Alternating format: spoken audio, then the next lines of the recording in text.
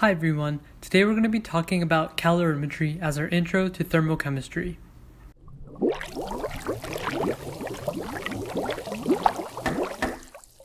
Calorimetry is basically just measuring heats of the system and heats of the surroundings. The one main thing you have to remember is how heat travels. If heat is leaving the system, the process is exothermic. However, you are making the surroundings warmer, which is why when the temperature increases, the system itself is losing heat to the environment, and the opposite is true with endothermic reactions. Temperature decreases because heat is being absorbed from the environment. Remember that when you're measuring the temperature with a thermometer, you're measuring the temperature of the environment, not the system. Now, let's look at equipment. The main pieces of equipment you will be using when you perform calorimetry is a thermometer, maybe a stir bar, and a calorimeter. The calorimeter is used to keep in heat, and a lot of these are made out of styrofoam with an opening at the top to insert a thermometer.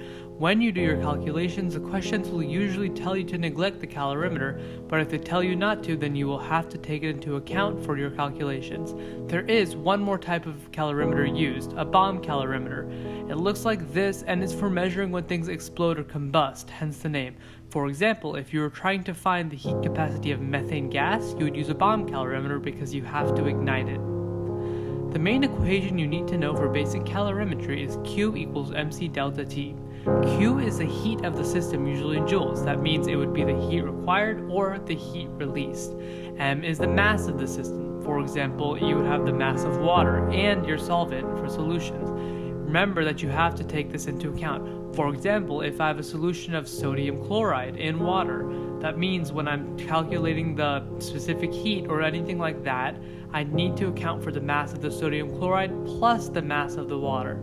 C is the specific heat capacity of the system. When you're doing solutions, assume that the specific heat is 4.182 joules per degrees times grams, which is the unit that is there to indicate that for every gram of the substance that is raised 1 degree Celsius, that is the amount of joules that is needed. 4.184 number that I gave you was for the specific heat of water, but the question may give you other different specific heats if there are solvents involved, or ask you to calculate your own specific heat. A lot of questions will ask you about things such as metal and then give you a different specific heat capacity. The final variable, delta T, stands for the change in temperature, which is the final temperature minus the initial.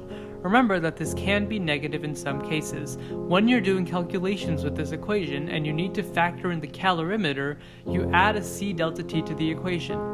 In this part, C is the heat capacity of the calorimeter, not the specific heat capacity, just the heat capacity. There are no grams in this unit because we don't care about the weight of the calorimeter. It is helpful to make Q negative when doing calculations, but I have a better way to use this equation. Teachers will tell you to make Q negative because Q represents the amount of heat absorbed or released by the environment. Now, let's do some practice problem.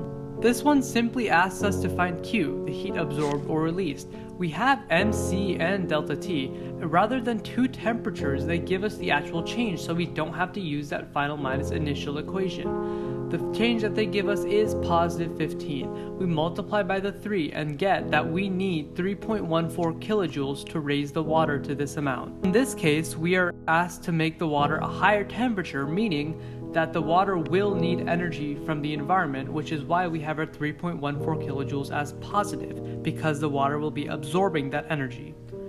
This question is a bit more complicated. What we have to understand here is that the heat gained by the water is the same as the heat lost by the metal, because we're assuming there's no loss to the environment.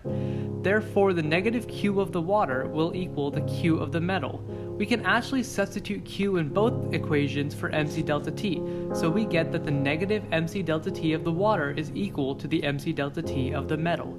By substituting our variables that we know, we get that the Q of the water is equal to 1713.8 joules, and we multiply it by the negative. By setting that equal to mc delta T, of which we know the m and the delta T because the question gives us both of those, we get that the specific heat capacity of this metal is 0.402 joules per grams degrees Celsius. This final question asks us to calculate the heat capacity of the calorimeter. We see that when the temperature of water rises 23.4 degrees, the energy required is 3.43 kilojoules. We have to use a special equation here. Q equals mc delta T plus C delta T. The second C, however, is just the heat capacity of the calorimeter. We know all of our other variables, so let's plug them in. We see that the heat required by the water is actually just 2.94 kilojoules, so we subtract that, and when we divide by the temperature change, we get that the heat capacity is 20.9 joules per degree Celsius. Remember that when you're discussing with calorimeters, the lower the heat capacity of the calorimeter is, the better, because that means that the calorimeter is not going to absorb as much heat to the environment and your calculations will be more accurate. Well, that's all I have for you guys today. I hope you guys enjoyed this video, and in the next one we will most likely be discussing basic thermodynamics such as enthalpy and other things. Take care, and I'll see y'all in the next one.